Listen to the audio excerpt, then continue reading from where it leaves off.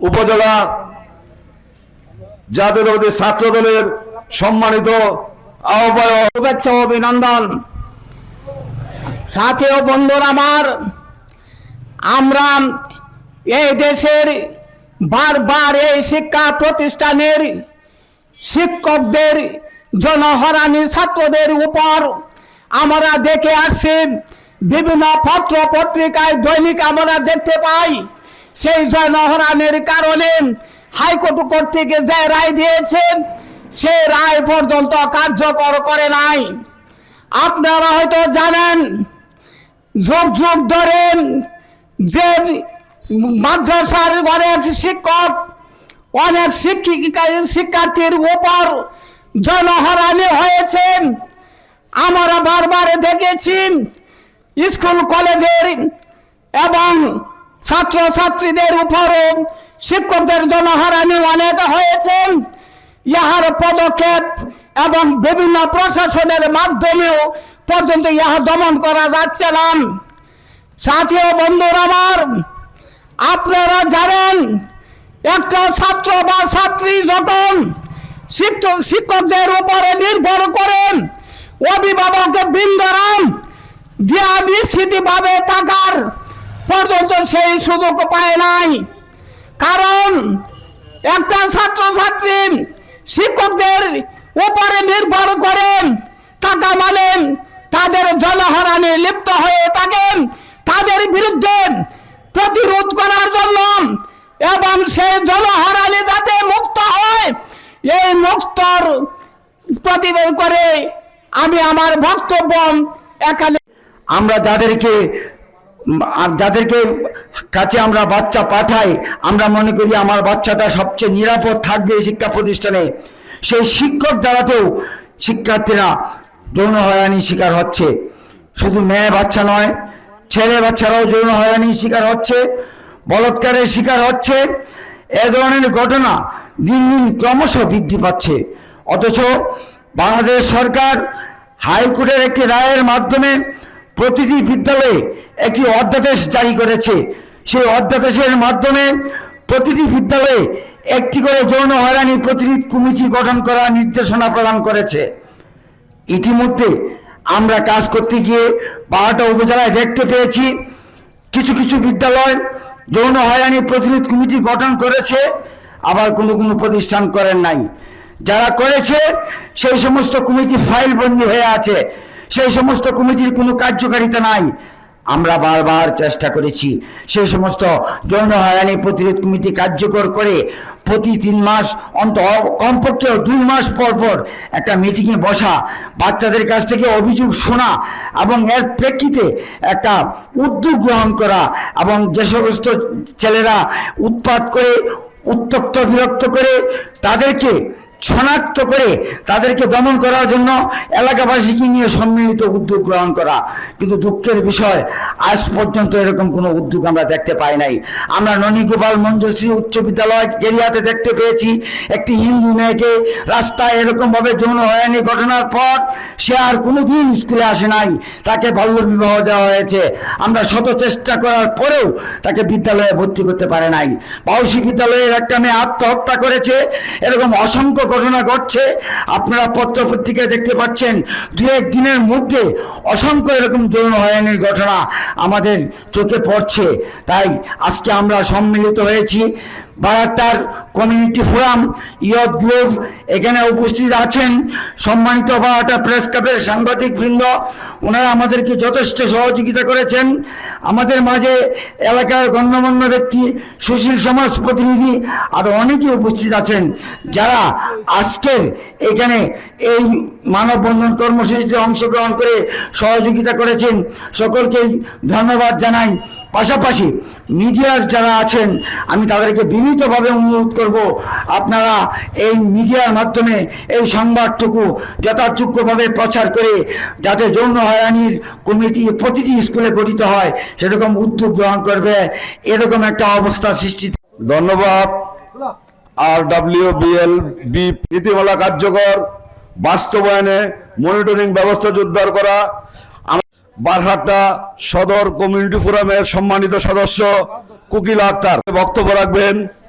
বারহাট্টা উপজেলা আমার বন্ধুবর, আমার দেশ পত্রিকার বারহাট্টা উপজেলা প্রতিনিধি, বারহাট্টা জনহরানি শিকার। কিন্তু আমরা বারবার এই যে মিটিং মিছিল কত কিছু র্যালি করতেছি, কিন্তু আমরা এটি সুরাহ পাই নাই, আমরা কোনো বিচার পাই নাই, কোনো কিছু বিচার হয় নাই। আমরা একটা বাচ্চাকে মেয়েকে দিব কই স্কুল থেকে স্কুল পর্যন্ত, কলেজ পর্যন্ত, মাদ্রাসা পর্যন্ত, কিন্তু এটা সুরক্ষা করবে কে? মাদ্রাসার মাস্টার, স্কুলে কলেজের। কিন্তু ওনারাই যদি এইসব এই জনফরেনের মধ্যে উনি যদি শিকার থাকে, তাইলে কি এটা কি বিচার তো আমরা পাই নাই?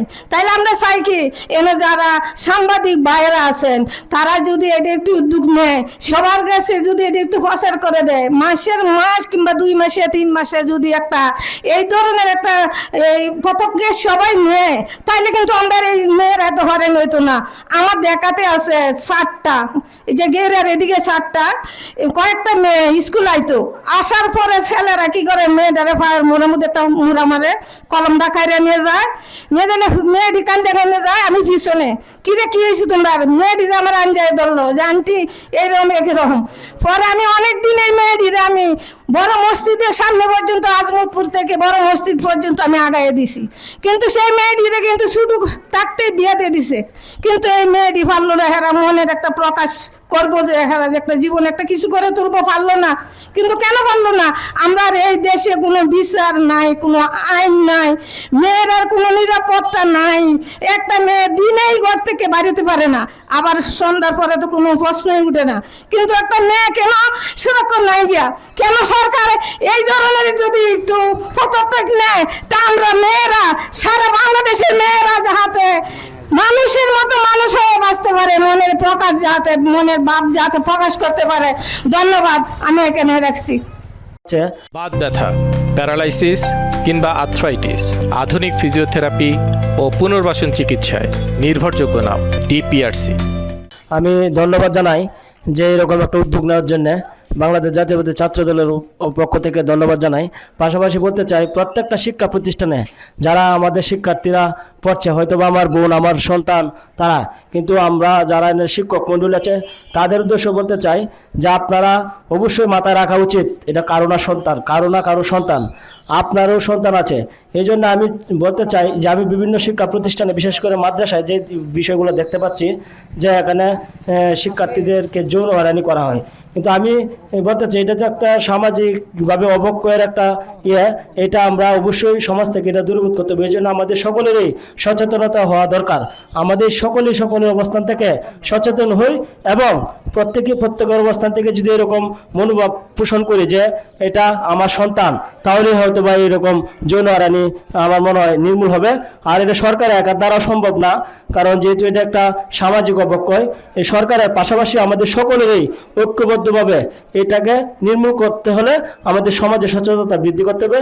এই জন্য আমাদের সকলেই আমাদের সমাজকে সচেতন মুক্ত করি, এই বলে আমি আমার সংক্ষিপ্ত বক্তব্য শেষ করছি। ধন্যবাদ। শুভেচ্ছা। আজকে যে বিষয়টি নিয়ে মানববন্ধন করা হচ্ছে, মূলত বাংলাদেশ নারী প্রগতি সংঘ বারহাট্টা শাখা বরাবরই বিভিন্ন ধরনের সচেতনতামূলক কার্যক্রম নিয়ে তারা বারহাট্টায় বিরাজমান। দেখা গেছে তারা বাল্য বিবাহ, বহু বিবাহ এবং বিভিন্ন ধরনের সামাজিক কর্মকাণ্ড নিয়ে বারহাট্টায় 1993 থেকেই কার্যক্রম করে আসছে। আজকে যে বিষয় মানববন্ধন, যে যৌন হয়রানির বন্ধের দাবিতে মহামান্য হাইকোর্টের যে রায়, সেই রায়ের যে বাস্তবায়ন এবং যে স্কুল কলেজ শিক্ষা প্রতিষ্ঠানে যে কমিটি করার কথা এবং সেই কমিটিতে পর্যায়ক্রমে মনিটরিং করবে, সেই বিষয়ে মূলত সেটা বাস্তবায়নের লক্ষ্যেই মূলত আজকের এই মানববন্ধন। মূলত আমরা যারা এখানে আছি তারা বারহাট্টায় প্রেস ক্লাবের সামনে আছি, প্রেস ক্লাবের আমাদের সাংবাদিক বৃন্দও আছে, তাদের মাধ্যমে আমরা বলতে চাই যে যেখানেই এই ধরনের অবক্ষয় ঘটে আমরা সোচ্চারভাবে আমরা প্রতিবাদ করব, আন্দোলন করব। আজকের মানববন্ধনের মাধ্যমে আমরা বলে দিতে চাই যে একটি শিশু এবং একটি নারী যেন যৌন হয়রানির সম্মুখীন না হয়, এই লক্ষ্যেই আমরা সবাই এগিয়ে যাব। এই বলে আমি আমার সংক্ষিপ্ত বক্তব্য শেষ করছি। সবাই ভালো থাকবেন, ধন্যবাদ। এবং বিভিন্ন জায়গায় সব সময় আমরা দেখেছি যে লালসার শিকার হয়, শুধু নারীরাই লালসার শিকার হয়। তো আমরা এমন একটি নিরাপদ জায়গা চাই যেখানে আমাদের কন্যা শিশুরা অবাধে যেতে পারবে এবং তার মা তার কন্যা শিশুকে বাহিরে বের করে আতঙ্কের মধ্যে থাকবে না। আমরা চাই মহামান্য হাইকোর্টের রায় সেটা যেন বাস্তবায়ন হয় অতি দ্রুত, কারণ আমরা জানি যেই পলিসিগুলো হয়েছে কিংবা মহামান্য হাইকোর্টের রায়গুলো হয়েছে সেগুলো কাগজে কলমেই আছে, কিন্তু বাস্তবায়নে আমরা অনেক পিছিয়ে, হয় না বললেই চলে। আমরা প্রশাসন সহ সম্মানিত সাংবাদিকদের আমরা দৃষ্টি আকর্ষণ করছি যেন ওনাদেরও একটা চমৎকার ভূমিকা আছে, জানি ওনারা প্রতিনিয়ত সে ভূমিকা পালন করে, আরও সুচারুভাবে ভূমিকা পালন করবে। পাশাপাশি আমরা যারা বিভিন্ন পর্যায়ে অবস্থানে আছি সেখানেও আমাদের অনেক নারী কর্মী রয়েছে, মাঠ পর্যায়ে আমাদের কিশোরী দল রয়েছে, নারী দল রয়েছে, সেখানে আমাদের যারা কলিগরা যাবে তারাও যেন এই বিষয়গুলো মাথায় রাখে এবং সম্মানের সহিত, মর্যাদার সহিত, নিরাপত্তার সহিত যেন কাজকর্মগুলো করে। আমরা সর্বোচ্চ চেষ্টা করব আমাদের জায়গা থেকে এবং প্রশাসন সহ আমাদের সুশীল সমাজের এখানে যেন একটা সুদৃঢ় ভূমিকা থাকে, সেই ব্যবস্থা যেন অতি দ্রুত হয়। স্কুলগুলোতে আমরা শিক্ষক, ছোটবেলায় আমরা দেখেছি যে শিক্ষকের কাছে যাওয়া মানে মা বাবা নিরাপদ মনে করত, এখন সেই শিক্ষকই অনেক ক্ষেত্রে ভক্ষক হয়ে যাচ্ছে। সেখানে বলবো আমাদের যে মাধ্যমিক কিংবা প্রাথমিক শিক্ষা মহোদয়রা আছে ওনারাও সজাগ দৃষ্টি রাখবেন। পাশাপাশি আমরা জানি যে বিভিন্ন স্কুলে কমিটিগুলো আছে, সেই কমিটিগুলো যেন প্রতিনিয়ত মনিটরিং বাড়ায়। আমরা অভিভাবক যারা আছি তারাও যেন খোঁজখবর রাখি, মাঝে মাঝে যেন তাদের মনে করিয়ে দেই এই মনিটরিং যেন নিশ্চিত হয়। আমরা নারীরা, আমরা কন্যা শিশুরা নিরাপদ বাংলাদেশ চাই, মর্যাদার সহিত বাঁচতে চাই। ধন্যবাদ সকলকে। মহামান্য হাইকোর্টের নীতিমালা কার্যকর বাস্তবায়নের মনিটরিং ব্যবস্থা এর সৌজন্যে আজকের এই মানববন্ধনে সংক্ষিপ্ত আলোচনা করবেন বারাটা ইউনিয়ন কমিউনিটি ফোরাম এবং মাদ্রাসার অনেক শিক্ষক, অনেক শিক্ষার্থীর উপর জনহানি হয়েছে। আমরা বারবার দেখেছি স্কুল কলেজে এবং আমরা দেখি নাই এখন পর্যন্ত, কিন্তু ইস্যুটি কিন্তু জাতীয় পর্যায়ে জাতীয় ইস্যু হয়েছে। লজ্জায় আমাদের মাথা হেট হয় যে তোমাদের, আমার এক বন্ধু কালকে ঢাকা থেকে ফোন করেছিল যে তোমাদের নেত্রকোনা শুরু হলো কিরে ভাই, 2 দিন পর পর আমি আবারও বলবো যে বারাসাত উপজেলা মাধ্যমিক শিক্ষা অফিস এবং প্রিয় এলাকাবাসী এবং বারহাট্টাবাসী, আজকে একটি ভিন্ন ধর্মী ইস্যুতে এই মানববন্ধনের আয়োজক আমাদের বারহাট্টা ইউনিয়ন কমিউনিটি ফোরাম, বারহাট্টার বিভিন্ন প্রান্ত থেকে 7টি ইয়ুথ গ্রুপের নেতৃবৃন্দ এবং RWVLB একটি BNPS এর একটি প্রকল্প, এই প্রকল্পের যারা নারী ও ইয়ুথ সার্কেল, কিশোরী সার্কেলের সদস্যবৃন্দের আয়োজন। নারী প্রগতি সংঘ বারহাট্টা কেন্দ্রের পক্ষ হতে ওনাদের প্রতি অশেষ কৃতজ্ঞতা জানাচ্ছি আজকের এই আয়োজনের জন্য। আমি শুধু 2-1টি বিষয় অবতারণা করতে চাই আপনাদের অবগতির জন্য। আমার পূর্বেই আমার খুব প্রিয়জন বারহাট্টা প্রেস ক্লাবের সাধারণ সম্পাদক বলে গেছেন যে নারী প্রগতি সংঘ নারীর প্রতি সকল প্রকার সহিংসতা, যৌন হয়রানি, বাল্যবিবাহ এবং সকল অনাচার রোধে আমরা সবসময় সক্রিয় ছিলাম। আমি ওনার প্রতি কৃতজ্ঞতা প্রকাশ করছি যে উনি একটি প্রকাশ্য মানববন্ধনে এই জাতীয় একটি স্বীকৃতি দিয়েছেন নারী প্রগতি সংঘকে।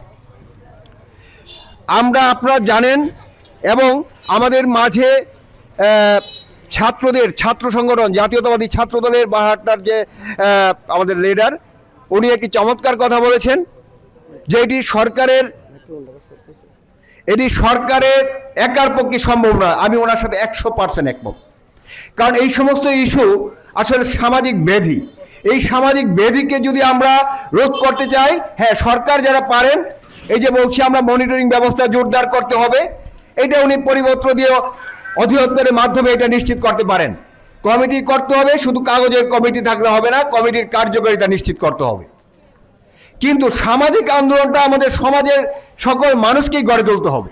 কাজেই আমরা মনে করি এই জাতীয় কাজে সরকারকে সহযোগিতা করার জন্য সমাজের বিবেকবান মানুষকে এগিয়ে আসা দরকার।